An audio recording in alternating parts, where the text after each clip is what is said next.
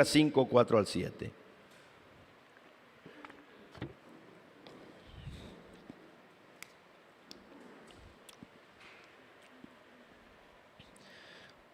Muy bien, le damos lectura, hermanos, unidos a los versos, ¿verdad? Son 4 versos, del 4 al 7. Dice así la palabra del Señor. Cuando terminó de hablar, dijo a Simón: boga mar adentro y echad vuestras redes para pescar. Respondiendo Simón le dijo: Maestro, toda la noche hemos estado trabajando y nada hemos pescado, mas en tu palabra echaré la red. Y habiéndolo hecho, encerraron gran cantidad de peces y su red se rompía. Entonces hicieron señas a los compañeros que estaban en la otra barca para que viniesen a ayudarles. Y vinieron y llenaron ambas barcas de tal manera que se hundían. Señor, te doy gracias, Padre, por la oportunidad que nos das de estar aquí en tu casa alabando tu nombre.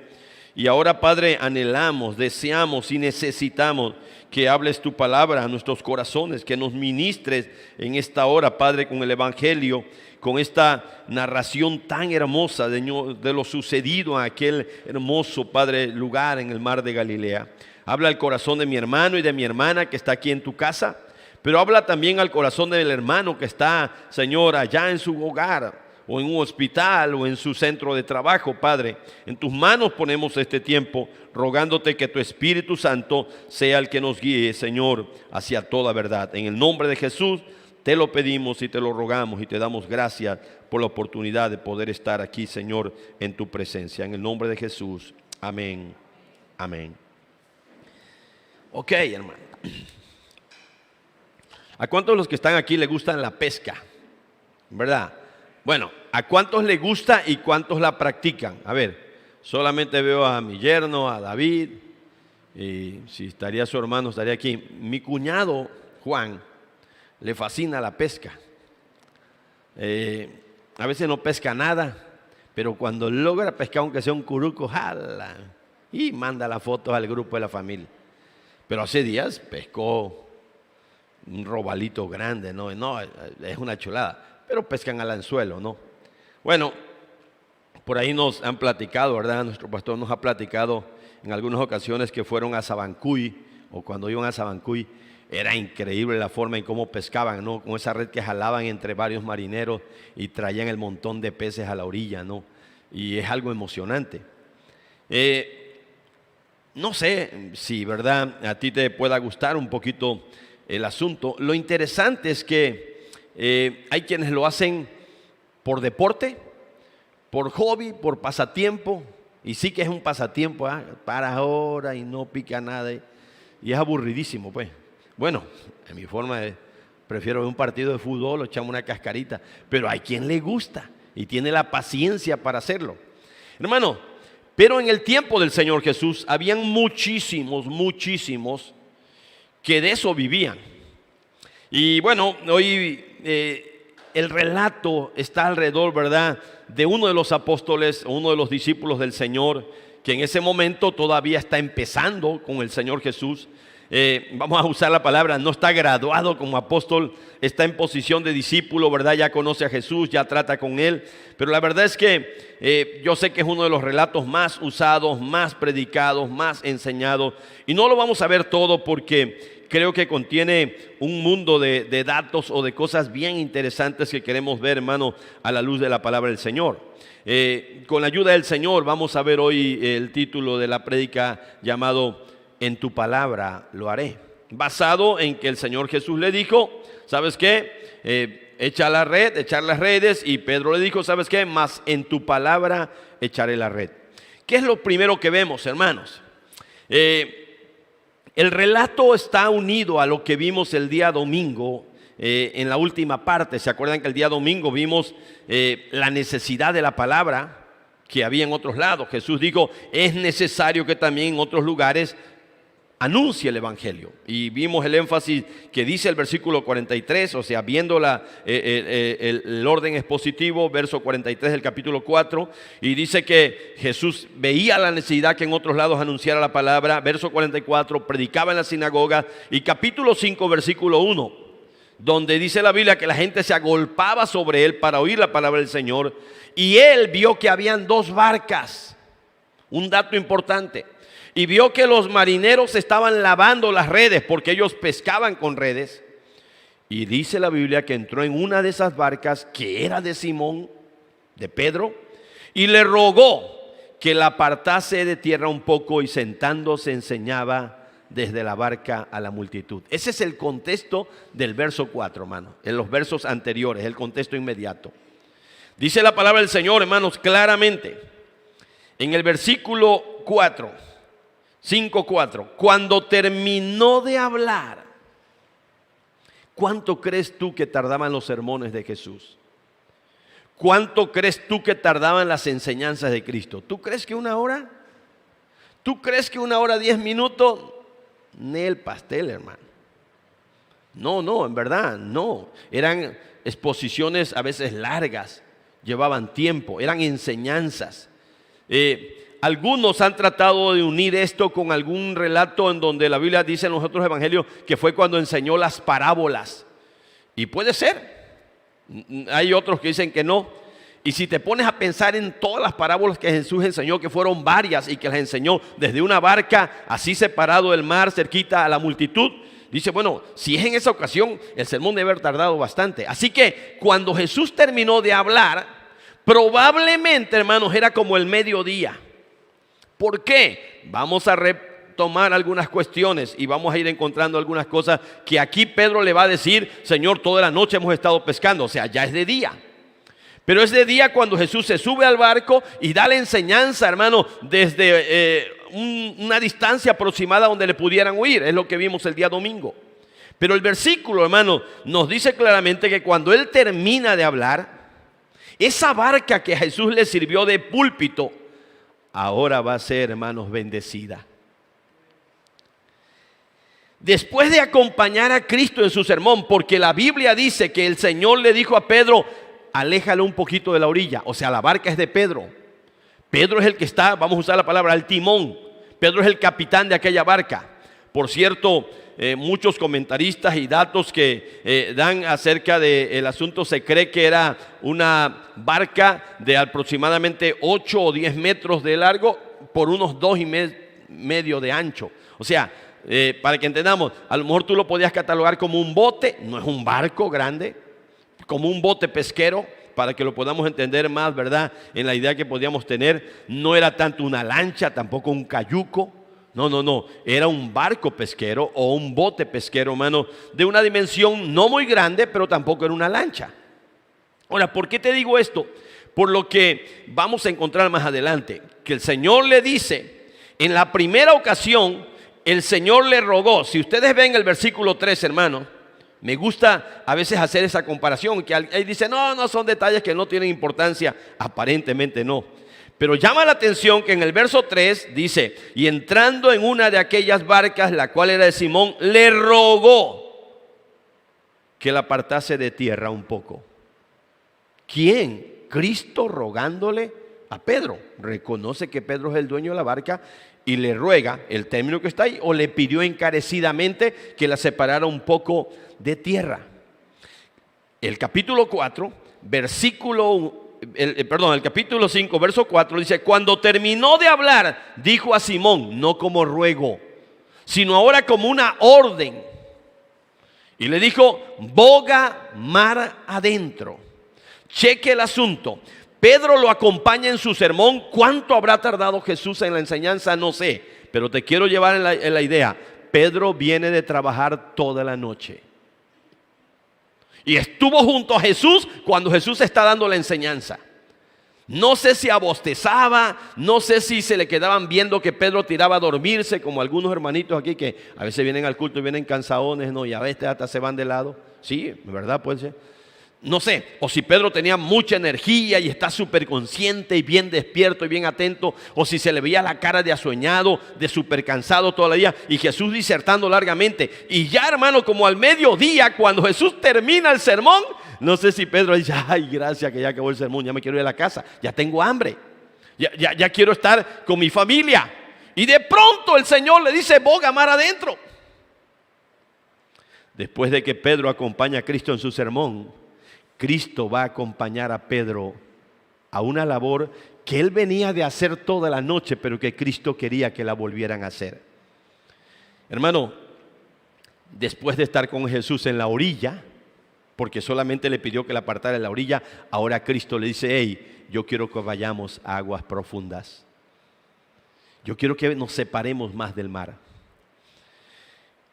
Hasta ahí, si nada más nos quedamos hasta el verso 4, podríamos pensar, bueno, boga mar adentro, sí, pero viene la otra orden. Una es, boga es agarrar el remo, no era a motor, era remo, era remar, mar adentro. Y vuelvo a insistir, Pedro estuvo toda la noche intentando pescar. Pedro está cansado, ya lavaron las redes. Por ahí investigaba yo, hermano, ese lavado de redes era tedioso y era cansado. ¿Por qué lavaban las redes? Para que las redes no tuvieran olor a pescado. Entonces era una actividad que era un trabajo muy inteligente para que pudieran a la próxima, ¿verdad?, hacer una buena pesca. Así que cuando lavaban las redes es porque ya había terminado su jornada de trabajo. Y ahora encuentra con que el Señor, el que acaba de dar un sermón, le dice, boga mar adentro y echa tu red para pescar. Ahora, es interesante que la palabra que aparece después, o el verbo aparece en plural, echad vuestras redes. ¿Cuántas redes habían? Eran varios. Según los datos, hermanos, se cree que ellos tenían jornaleros, para que entendamos un poquito. Hay varios pasajes que dan a entender eso, que no solamente eran Pedro y Andrés los que eran dueños de esa barca, y Jacobo y Juan los dueños de la otra barca. No, sino que en realidad era como una compañía, o como era, hermano, una sociedad, en donde en realidad varios colaboraban ahí, porque la palabra o lo que Jesús, el segundo mandato, está en plural, echad vuestras redes. No le dice echa tu red, no, vuestras redes, varias redes para pescar. Ahora, este dato es importante, hermano, porque van a echar al mar las redes que acaban de lavar. Lo interesante es que un carpintero está mandando a un pescador. Un carpintero a quien Pedro ya admira, ya reconoce esa autoridad, acaba de hacer una labor de médico, sanó a su suegra el día sábado, acaba de dar un sermón impresionante, lo fue a buscar porque la gente lo andaba buscando, hermano, el domingo muy tempranito, y lo encontró orando. Pedro va a otros lugares, le dice el Señor, ¿sabes qué? Es necesario que vaya yo a otro lado a predicar el evangelio. Y cuando vaya y anda a las orillas del lago de Genezaret, hermano, o el mar de Galilea, es que se va a dar este relato. Así que primero encontramos la orden de Jesús a Pedro: boga y echad vuestras redes. Viene la respuesta de Pedro en el versículo 5. Dice el versículo 5, respondiendo Simón le dijo, maestro. La respuesta de Pedro hacia Cristo es respetuosa. No lo tutea. Fíjese que por ahí encontramos algún dato que creen algunos que probablemente Pedro era mayor de edad que nuestro Señor Jesucristo. Eso es real. Era mayor de edad. Así que a lo mejor lo pudiera haber hablado de tú a tú, pero nunca. Al contrario, siempre Pedro, aunque era muy hablador y muy confianzudo, nunca le iba a faltar el respeto a Jesús. Ahora, le da una palabra, hermanos, lo está llamando. Usted sabe que el término, Lucas usa más la palabra maestro, pero en los otros evangelios aparece rabí, que era un término respetuoso, ¿sabe? Como diciendo, mira, maestro, bueno, yo reconozco que tú eres un maestro de la palabra. Yo reconozco que tú eres un maestro de las escrituras, pero maestro, mira, te quiero decir algo. Toda la noche hemos estado trabajando y nada hemos pescado. Maestro, entiendo lo que dices, yo reconozco que tú eres muy sabio, que conoces todo, pero maestro, mira, en realidad en la respuesta de Pedro hay mucho respeto, pero hay melancolía, hay frustración, hay desaliento, hay duda, hay cansancio, toda la noche. No hemos conseguido nada, no hemos logrado nada, no hemos podido pescar ni siquiera un pez, Señor. Hay impotencia en sus palabras. Nada hemos pescado. ¿Sabes que esto que pasó aquí? Pasa algo parecido cuando Cristo resucitó. Solamente son de las historias más conocidas, pero vale comparar un poquito. Busca Juan capítulo 21. Juan capítulo 21, hermanos. O sea, un pescador tenía este tipo de experiencia. Es como cualquiera, ¿no? Que tiene un negocio, que tiene su negocio propio. Quisiéramos que siempre nos fuera súper bien y que todos los días hubiera ventas altísimas y que te fuera súper bien cuando tienes un negocio en el cual tú dependes de que se venda lo suficiente. Pero pues hay temporadas en donde no hay buena venta. Hay temporadas donde no estás consiguiendo mucho, no estás ganando mucho en tu empresa, en lo que tú tienes, en el negocio que tienes. Y por lógica, a veces hay frustración e impotencia. Imagínate la cuestión de un pescador que depende, bueno, no es tan sabio, yo sé cuándo hay temporadas buenas, hay que ver cómo está el mar, hay que ver cómo está el tiempo, hay quienes estudian 1000 cosas para pescar. Y Pedro era un experto en esto. Ahora, te digo algo, hermanos, ¿sabes cuál es la mejor hora para pescar? En la noche. Por eso los pescadores pescaban de noche. Pero ahora Jesús le está pidiendo que vayan a pescar al mediodía, cuando según los datos allá en el mar de Galilea era la hora menos apropiada para pescar. Y entonces le dice: maestro, si la noche, cuando en realidad agarramos bastante o debíamos de agarrar, no agarramos nada, como tú vienes a decir, bueno, no se lo está diciendo así, como tú me vienes a decir que ahora vayamos a pescar al mediodía. Juan 21, versículo 3. Simón Pedro le dijo: voy a pescar. Ya había resucitado Jesús. Ellos le dijeron, eran como 7 en esta ocasión, ¿se acuerdan los que estudian las apariciones de Jesús?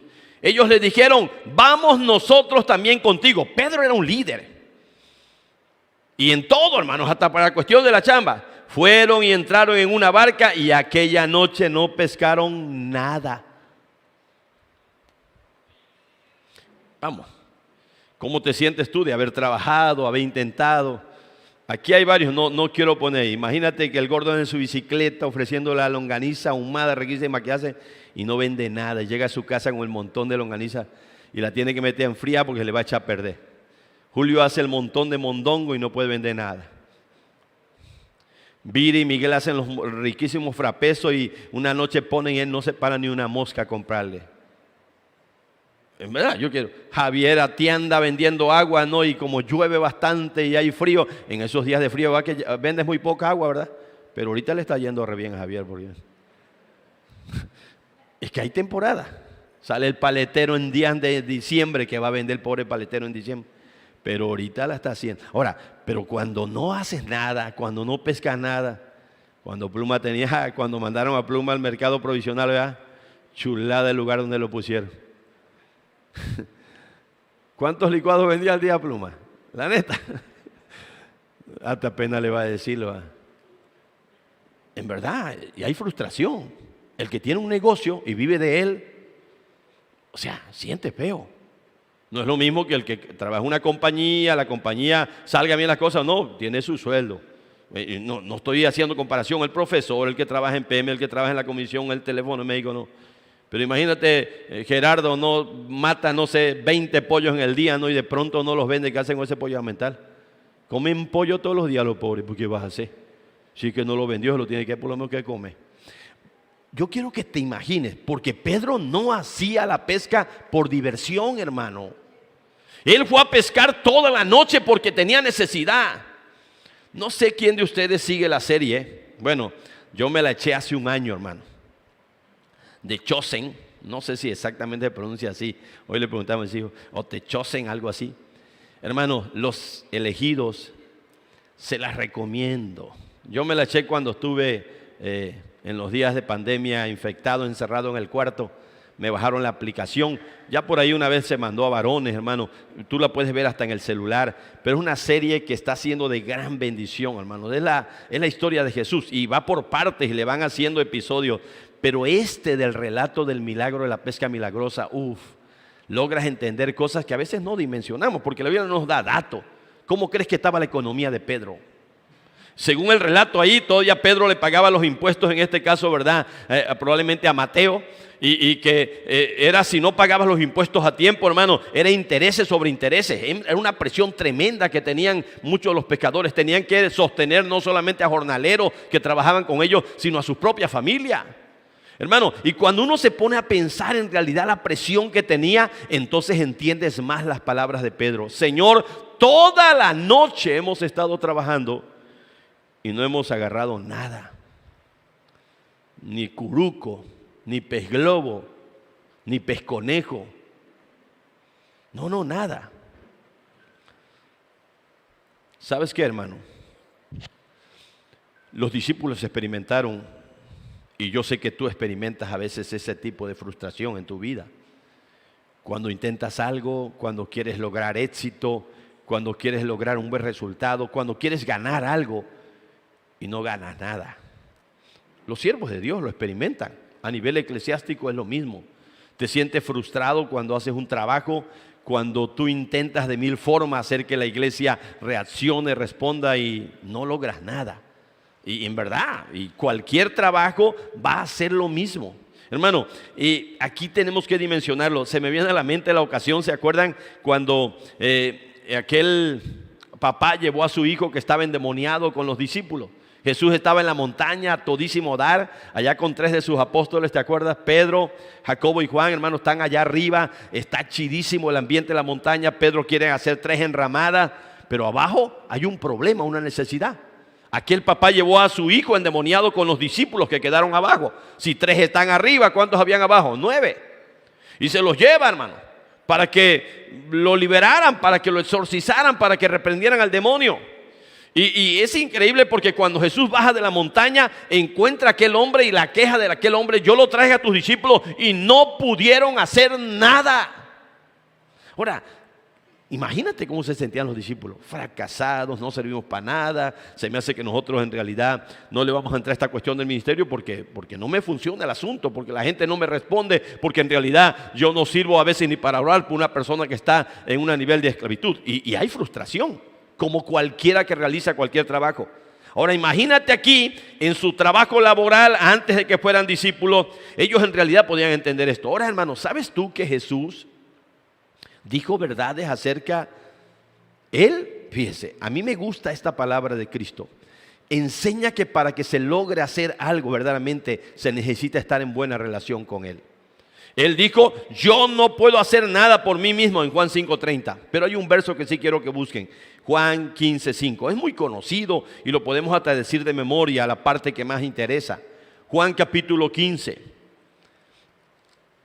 Pedro lo había intentado, sí, solo, porque era un pescador experto, junto con sus compañeros, jornaleros, hermano, con los que trabajaban con él, con su hermano, con Jacobo y con Juan. Pero aquí hay una palabra que yo creo que a Pedro le quedó bien grabada. Juan 15:5. Yo soy la vid, vosotros los pámpanos. El que permanece en mí y yo en él, este lleva mucho fruto. Dígalo conmigo la última parte, hermano. Porque separados de mí, nada podéis hacer. No estoy diciendo, ahora, por favor, no me malentienda. Tú dices: hermano, ¿cuánta gente impía hay que tiene su empresa, su negocio y le va bien? Y ganan, y prosperan, y están separados del Señor. Cuando Jesús aquí aplicaba esta verdad, hablaba acerca de la fructificación. Sin estar unido a Cristo es imposible fructificar, lograr algo, alcanzar algo, hermano. Tú y yo lo que podemos hacer, lo podemos alcanzar hoy en día, va a implicar y va a depender siempre de nuestra relación íntima con el Señor. Entre más pegado estés a la vid, entre más unido estés a Cristo, entre menos te separes de Él, por lógica serás más efectivo, sobre todo en áreas de tipo espiritual. Pero yo creo, hermano, que el Señor en este relato le va a dar una lección clave a Pedro. Y no solamente en esta ocasión, sino también después de su resurrección. Querer hacer algo sin su ayuda, intentar hacer algo sin su apoyo, sin su asistencia, es a veces confiar más en uno mismo. Yo prefiero confiar en el Señor. Porque, hermano, cuando hay la ayuda de Cristo, cuando hay la asistencia de Cristo, cuando hay la orientación de Cristo, entonces esas respuestas de duda, Señor, toda la noche hemos trabajado y no hemos logrado nada, entonces va a tornar un poquito diferente. A mí me fascina, hermano, este Pedro que es sincero. Pedro no le dice al Señor: ah, sí, Señor, qué bárbaro, yo creo en tu palabra, de seguro es que tú me vas a regalar un milagro, de seguro es que ahorita va a suceder algo increíble. No, él fue sincero.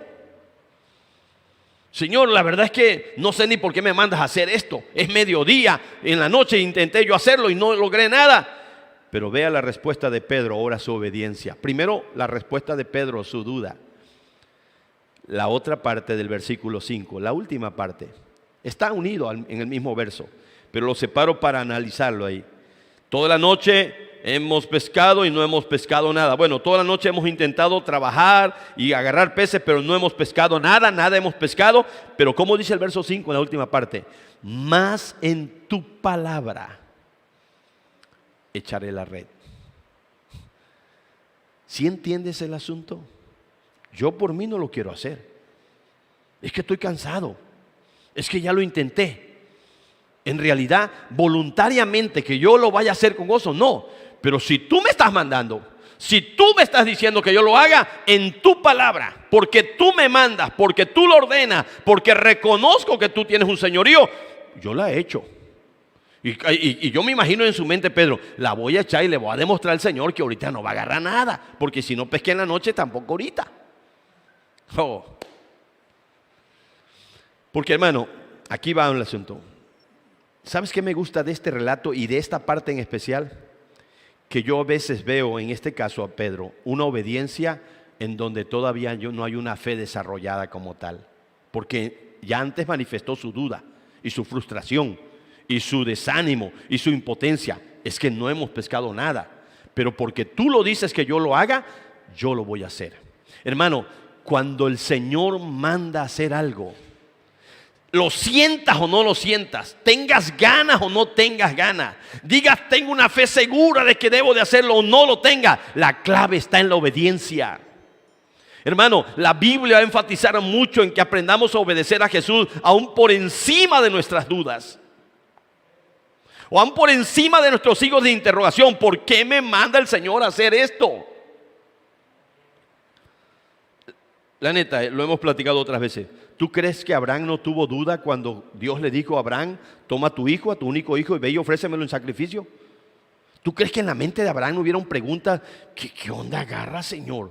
No puedo entender una orden así. Si tú me lo diste, fui papá ya casi siendo abuelito, era un viejito de 100 años y ahora me mandas a que yo lo mate, que yo lo sacrifique. O sea, Dios a veces da mandatos que parecen que no tienen lógica. Y pudiera ser fácil decir, ¿sabes qué? No, espérate, Abraham fue y obedeció. Y te aseguro que en su corazón habían 1000 dudas. Pero quizás no hemos logrado entender, hermanos, el tamaño de bendición que trae la obediencia. La obediencia, aún a pesar de cuestiones personales o de signos de interrogación o de momentos de incertidumbre en nuestra vida, en una cuestión, en que el quien lo está mandando, en la palabra de quien está diciendo que se haga tal cosa. Señor, yo no lo entiendo, no lo quiero hacer, tengo dudas, lo he hecho y no ha funcionado nada, pero porque tú lo dices en tu palabra. O sea, aquí lo que Pedro está diciendo, ¿sabes qué? Me voy a someter a tu mandato y en tu palabra echaré la red. Busque Isaías 55, versículo 10 y versículo 11. Isaías capítulo 55, versículo 10 y versículo 11. Yo creo en el poder de la palabra de Dios. No sé si tú lo crees, hermano. En la palabra de Jesús, que tiene una palabra de autoridad. Isaías 55, 10 y 11. Porque como descienden de los cielos la lluvia y la nieve, y no vuelve allá, sino que riega la tierra y la hace germinar, y producir y da semilla al que siembra y pan al que come, así será mi palabra que sale de mi boca. No volverá a mí vacía, sino que hará lo que yo quiero y será prosperada en aquello para que la envíe. Su palabra nunca va a volver vacía. Su palabra nunca va a fallar. Su palabra será veraz siempre. Ese verso de Isaías 55:11 es contundente. Hermano, claramente la Biblia sea la palabra que sale de la boca de Dios, hermano, tiene un poder efectivo, tiene autoridad de hacer cosas. Por eso es que me fascina la fe de aquel hombre. ¿Te acuerdas? Aquel centurión que le dijo: Señor, tengo un criado, un sirviente que está enfermo. Y el Señor dice: bueno, voy a ir a tu casa y lo voy a sanar. Y le dice él: ¿sabes qué, Señor? No, espérate, yo no soy digno que entres en el techo de bajo el techo de mi casa. ¿Qué le dijo aquel? ¿Te acuerdas lo que le dijo? Tan solo di ¿qué? La palabra. Y era un centurión, era un impío.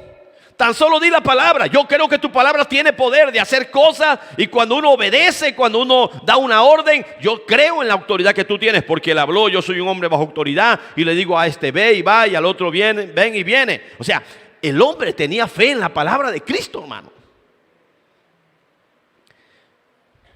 ¿Qué tanto crees en verdad en que la palabra no vuelve vacía? En que la palabra de Dios es poderosa. En que aquí, en esta palabra, hay promesas o hay mandatos para ti, para mí, que lo único que tenemos que hacer es obedecerlos. Y que en la obediencia vamos a encontrar bendiciones, éxito, triunfo, y que tiene que ver con asuntos que tienen que ver con su reino. Ahora, hermano, Pedro en su respuesta primero manifiesta duda, pero después sometimiento. Después, hermano, una sujeción impresionante. Más en tu palabra echaré la red. Ahora, Pedro habla por él. Yo no sé, ya vimos el plural de la otra palabra: echad vuestras redes para pescar. Pedro dice: yo la he hecho. No sé si después del ejemplo, algunos comentaristas dicen que probablemente después de que él echa la red, los demás la echan. Y llega a suceder, hermanos, lo que por lógica un pescador experto en la materia y que lo había intentado toda la noche está totalmente sorprendido, anonadado, hermanos, estupefacto, sacado de onda. ¿Cómo puede ser que esté pasando eso? Porque el versículo 6 nos narra, dice: y habiéndolo hecho, o sea, la obediencia, la acción, habiendo hecho lo que el Señor le dijo que hiciera, habiendo actuado bajo la orden de Cristo, habiéndolo hecho, encerraron gran cantidad de peces, que la red se rompía. Se dio el milagro. ¿Sabes qué me enseña esto, hermano? De un Cristo que sabe dónde están los peces. De un Cristo que está al control de todas las cosas. Que aquí manifiesta señorío, omnisciencia, omnipotencia combinadas. Hermano, una cuestión de una poderosa palabra de autoridad boga mar adentro, y Pedro boga mar adentro. Y echad vuestras redes, y Pedro primero hay resistencia, pero después de: si tú lo mandas, lo hago. Y la echa, y cuando lo hace, encerraron una cantidad de peces impresionante. ¿Te cuesta trabajo pensar que Jesús sabía dónde están los peces? Busca Mateo 17:27. Mateo 17:27.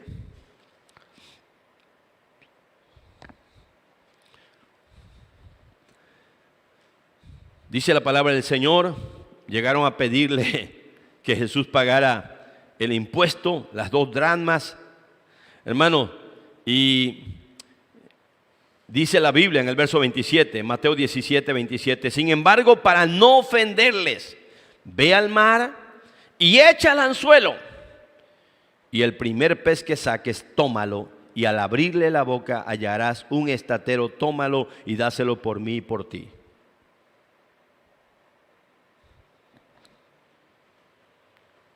¿Crees en ese Cristo, hermanos? ¿Crees que ese Cristo es el mismo de ayer, de hoy y por los siglos? Si mandó a Pedro a tirar la red, es porque sabía yo me imagino, van bogando mar adentro y de pronto le dice el Señor a Pedro: Pedro, mira, para aquí. Tienes un ancla, tírala. Aquí vas a tirar la red. Porque ya no nos da Lucas todos los detalles, pero esa es la lógica. ¿Sabes qué? Ya llegamos al lugar donde Cristo sabe que están los peces. Detente, ahora sí, Pedro, echa las redes. Ese es en el momento adecuado. Aquí sé que hay un gargumen de peces muy buenos, así que ¿sabes qué? Ahora manda Pedro a pescar, hermanos, con anzuelo. Pedro sabía pescar, era pescador. Pero nunca se iba a imaginar. Ahora, ya Pedro con esto no tardó. No le dijo: no, Señor, mira, no, la verdad es que ya aquella ocasión sí estuvo chido. No, tiré la red y salieron un montón de peces. Pero ahora que me mandes a pescar y me pides que yo le abra la boca al pez y en ese pez vamos a encontrar una moneda. Señor, eso como que no tiene lógica. Si es que ese Cristo maravilloso, omnisciente, que sabe dónde están los peces, que sabe que un pez tiene dentro de la boca una moneda, y que esa moneda da exactamente para pagar las 2 dracmas que tenía que pagar él y las que tenía que pagar Pedro. Era el equivalente a ello. ¿Te cuesta trabajo pensar y creer que el Señor sabe dónde están los peces o que aún tiene más control sobre los peces? Bueno, ¿qué decir? ¿Te acuerdas de la historia de Jonás? Sí sabes lo que hizo Dios, ¿verdad? Para ayudar a Jonás y para salvar a Jonás y para disciplinar a Jonás. Y ya se nos ha predicado y lo hemos estudiado muchas veces. Jonás 1:17. Jonás 1:17. Insisto, hay quienes han dicho, han tratado de quitar a un asunto de un relato histórico, de decir que es una fábula, que es un cuento, que es parecida a la historia de Pinocho. Pinocho es un cuento, pero esta es la verdad de la palabra. Pero Jehová tenía preparado un gran pez que tragase a Jonás, y estuvo Jonás en el vientre del pez 3 días y 3 noches. Y si eso todavía es difícil, a lo mejor fue casualidad, llegó por ahí el pez a la hora que, porque es exactamente a la hora que lo tiran los marineros, a la hora en que aparece el pez y se traga a Jonás. Y el capítulo 2, versículo 10 de Jonás, 2:10. Y mandó Jehová al pez y vomitó a Jonás en tierra. Aquí está el asunto. Vuelvo a preguntarte, ¿en verdad crees en ese Dios que está al control de todas las cosas y que está al control de los peces? Es por eso que Jesús, hermano, está diciéndole a Pedro esto. Ahora, ¿sabes tú que un día Dios le dijo a Adán? ¿Te acuerdas aquel mandato de Génesis 1:28? Sojuzga la tierra, señorea sobre ella. Y le dijo: señorea sobre los peces del mar. Génesis 1:28. Esa era la orden para Adán. En otras palabras, iba a haber un señorío sobre los peces del mar y sobre las aves y sobre todos los animales. El pecado distorsionó todo y el pecado echó a perder todo el plan de Dios que tenía por ahí. El primer Adán no lo pudo hacer, pero el segundo Adán vino a restaurar todas las cosas. Te quiero llevar a lo que dice Hebreos capítulo 2. Hebreos capítulo 2. Y ve la majestad de Cristo, hermano. Y ve a ese Cristo glorioso que manda a Pedro a bogar mar adentro, a tirar la red. Y aquí nos lo describe el escritor de Hebreos de una manera hermosa. En el versículo 6 al versículo 8. Pero alguien testificó en cierto lugar diciendo, Hebreos 2:6. ¿Qué es el hombre para que te acuerdes de él y el hijo del hombre para que lo visites? Ese es el Salmo 8, por cierto. El escritor de Hebreos está citando al Salmo 8. Le hiciste un poco menor que los ángeles, le coronaste de gloria y de honra. Y oiga, le pusiste sobre las obras de tus manos. Y oiga lo que dice el 8, hermano. Todo lo sujetaste bajo sus pies. Porque en cuanto le sujetó todas las cosas, nada dejó que no sea sujeto a él. Pero todavía no vemos que todas las cosas le sean sujetas. Yo estoy seguro, así lo creo, que nuestro Señor Jesucristo, independientemente de que sabía dónde estaba esa gran cantidad de peces, Él guió a Pedro hacia el lugar donde estaban los peces. Pero no solo ello, hermano, sino que en ese momento quizás dio órdenes a peces para que se acercaran ahí.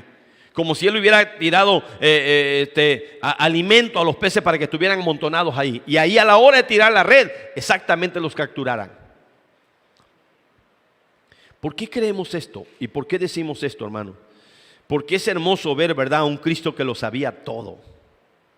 No tenía necesidad de que nadie le diera lo que había en el hombre. Ahora, si Él sabe y conoce cada una de las circunstancias, es ahí donde tú tienes que aprender a confiar, hermano, en el Cristo que le mostró a Pedro que a pesar de toda su experiencia como trabajador del mar, como pescador de peces, era mejor confiar en que Él lo sabe todo, en el poderoso Dios, en el que está el control de los peces, en el que está el control de los clientes que pueden llegar a tu negocio, en el que está el control de las circunstancias que rodean tu vida, en tu área espiritual, en tu área económica, en las circunstancias que puedes estar viviendo. Hermano, es ahí donde tenemos que aprender a confiar más en Dios. En vez de decir, hey, yo haré esto y el otra cosa, el otro año traficaré, negociaré. En vez de eso siempre tenemos que encomendarnos a Dios y decir, si Dios quiere, si Dios lo permite, haré esto y aquello, porque yo quiero confiar en Dios antes que confiar en mi sabiduría, en mi astucia, en mi inteligencia. El apóstol Pedro, hermano,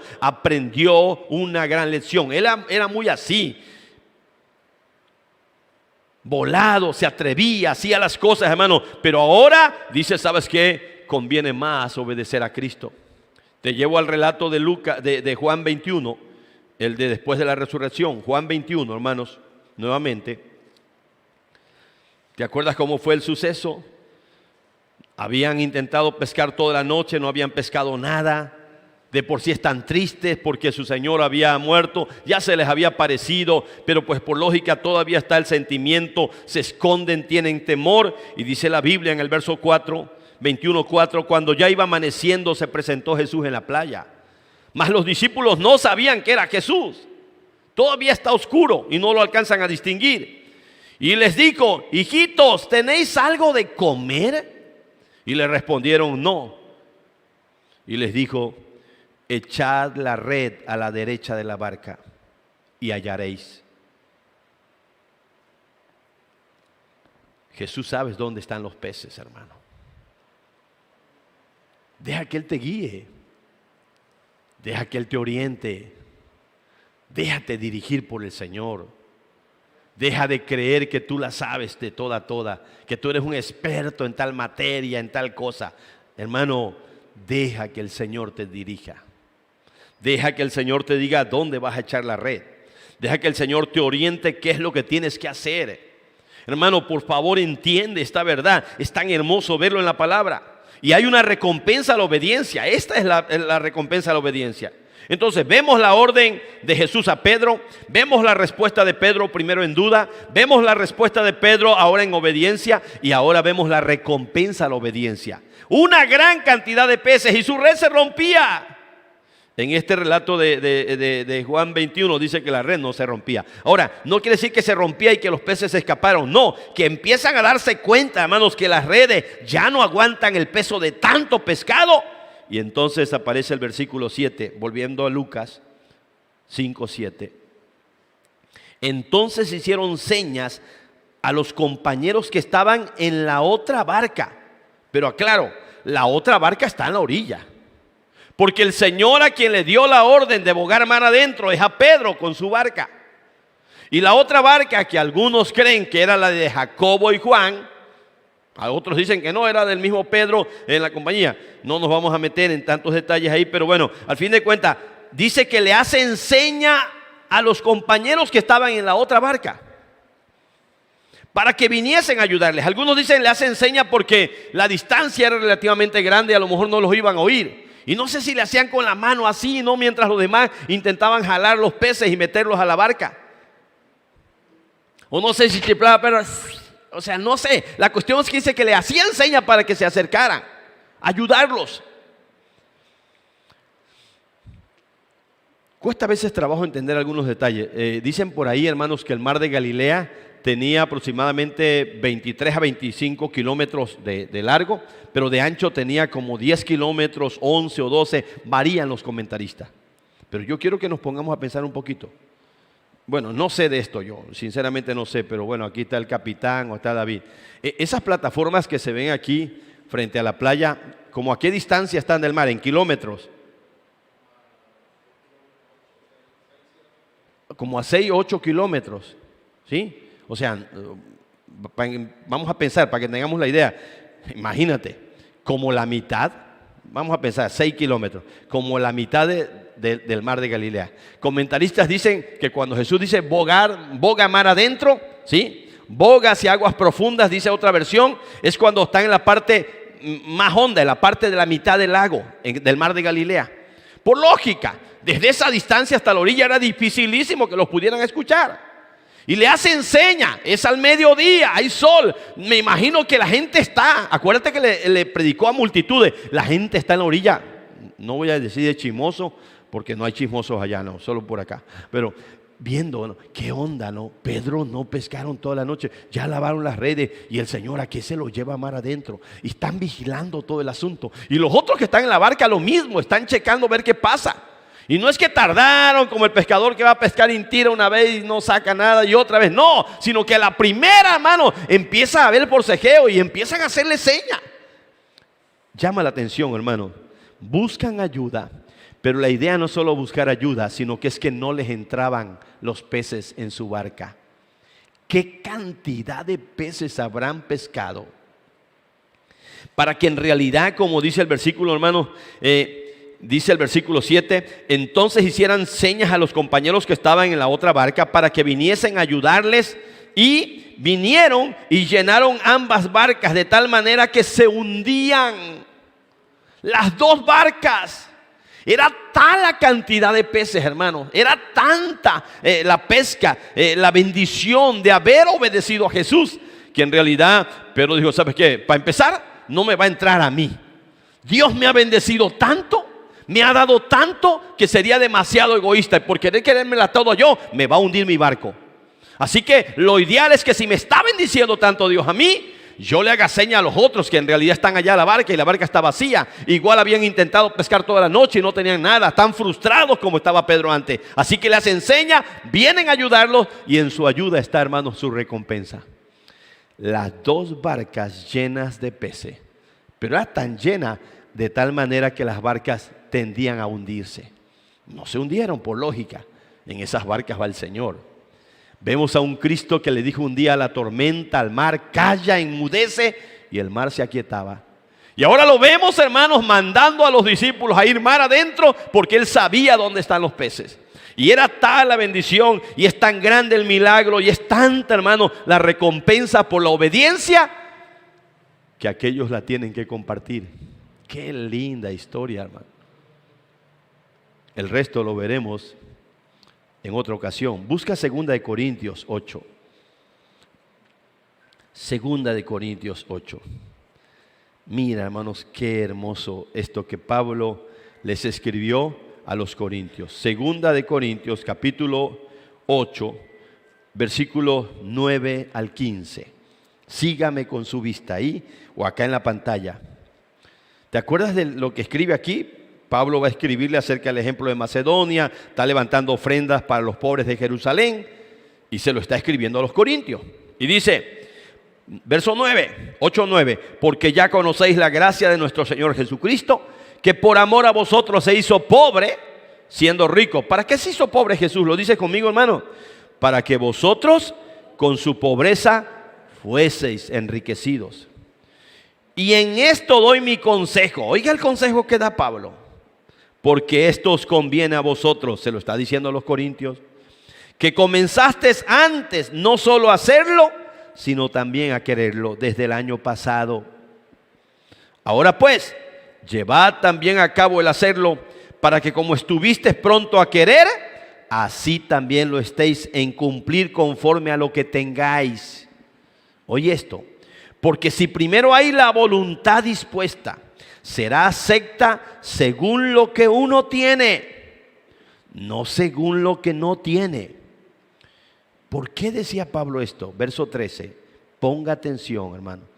Y dice, porque no digo esto para que haya para otros holgura y para vosotros estrechez, sino para que en este tiempo, con igualdad, la abundancia vuestra supla la escasez de ellos, para que también la abundancia de ellos supla la necesidad vuestra, para que haya igualdad, Como está escrito, el que recogió mucho no tuvo más, el que poco no tuvo menos.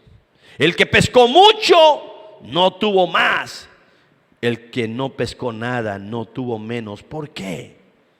Porque está un Cristo que está dándole tanta bendición a la barca del apóstol Pedro, tanta bendición, que yo no sé si es Pedro, si el Señor que le dice, ¿sabes qué, Pedro? Ahí, dile a los que están allá que te vengan a ayudar y comparte con ellos. Es tanto lo que hay que no es nada más para ti solito. Dios te está bendiciendo a ti, pero te está bendiciendo a ti para que compartas con el que tiene necesidad. El texto es claro en el plan de Dios, hermano. Cuando te da a ti, dijera aquel bonito corito que nuestro hermano Maggi cantaba, ¿no? Cuando Dios me da es porque me quiere pedir. Y cuando me pide es porque me quiere dar. Y porque me quiere dar, hermano, es porque cuando Él me bendice a mí, que yo tenga para bendecir a otro, para apoyar a otro. Qué hermoso pasaje y cuánto está relacionado con aquel suceso. Sí, ellos llegaron a ayudarlos porque la red casi se rompía, pero en ir a ayudarlos, hermanos, está su recompensa. ¿O tú crees que llegando a la orilla le dijo Pedro, ya me ayudaron a traer los peces acá, pero estos peces son míos, condenados? Yo fui el que fui a pescar, yo fui el que obedecía al Señor, así que para ustedes nada de eso. No, estando ahí el Señor jamás iba a permitir que algo así hiciera el apóstol Pedro.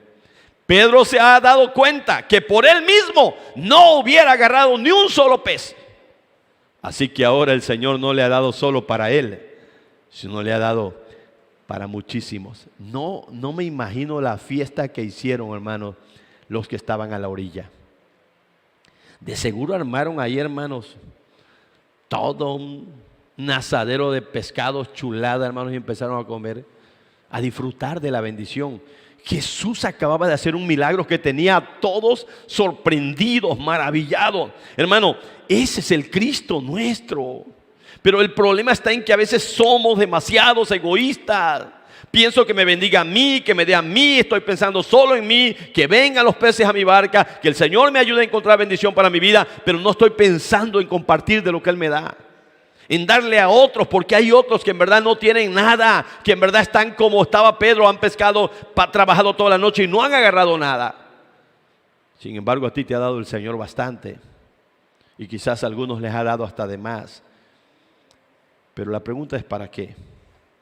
¿Para que lo acumules? Este ejemplo de 2 de Corintios es hermoso. ¿Por qué? Porque antecede un relato donde Pablo puso de ejemplo ¿a quiénes, hermano? A los de Macedonia, que en su profunda pobreza, en su grande prueba de tribulación, le rogaron a Pablo que les permitiera ellos ofrendar para la necesidad de los de Jerusalén, cuando Pablo no quería, porque llegó y vio que tenían tanta pobreza y tanta necesidad. Dice, ¿cómo les voy a pedir esto si esto están para que les demos?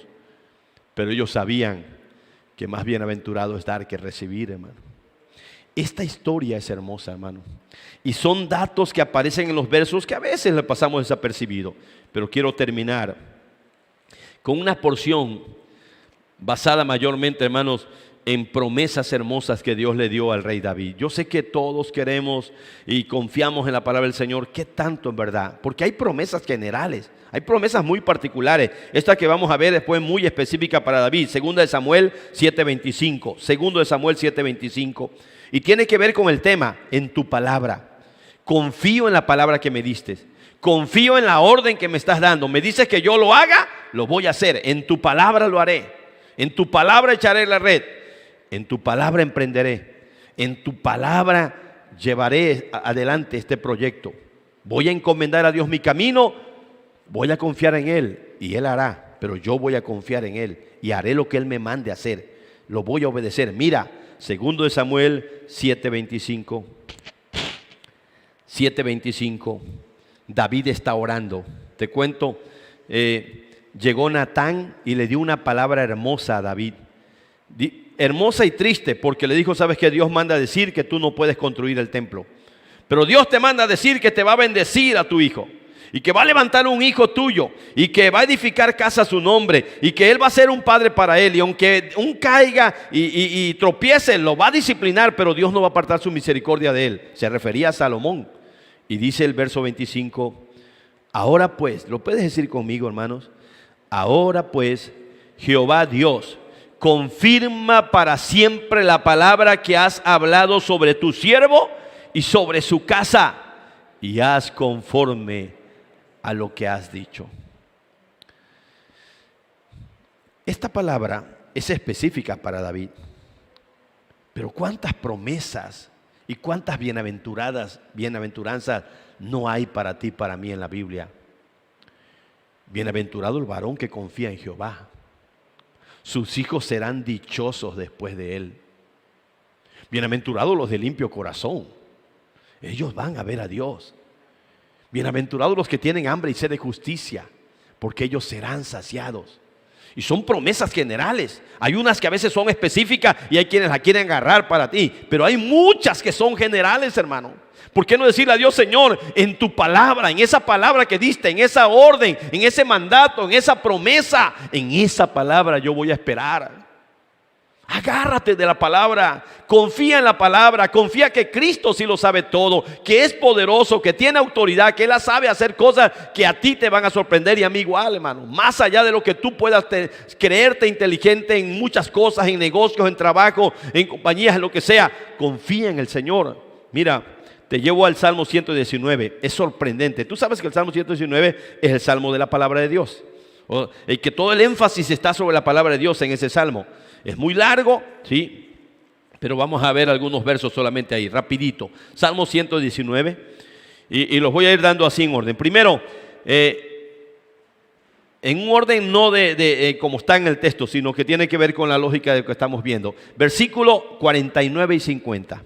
Salmo 119, 49 y 50. ¿Lo leemos, hermanos? Salmo 119, 49, 50. Lo leemos juntos ahí donde está sentado. Acuérdate de la palabra dada a tu siervo, en la cual me has hecho esperar. Ella es mi consuelo en mi aflicción, porque tu dicho me ha vivificado. Hermano, hay palabras que van específicamente en promesas para ti, que son consuelo en nuestra aflicción. Que nos ayudan y nos llevan a esperar, a confiar. Señor, si tú diste esta palabra, si esta palabra está en las Escrituras, yo voy a esperar en ella. Si Pedro creyó en tu palabra y en tu palabra obedeció y hizo lo que tú le mandaste a hacer y recibió una gran bendición, yo creo que si igual confío en esta palabra que no vuelve vacía, tú harás lo que tienes que hacer, porque ella va a ser el consuelo en mi aflicción. Versículos 42 y 43, allá atrásito, ahí mismo el Salmo 119.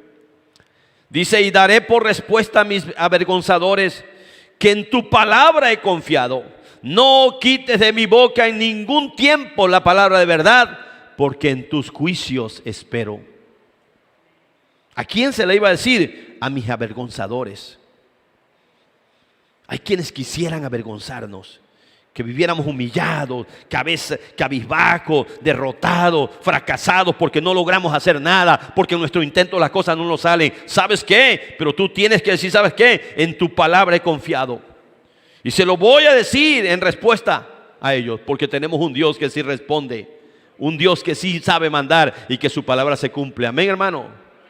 Pero necesitamos más fe como la del salmista. Mira cómo dice el versículo 81, ahí mismo el Salmo 119, 81 y 82.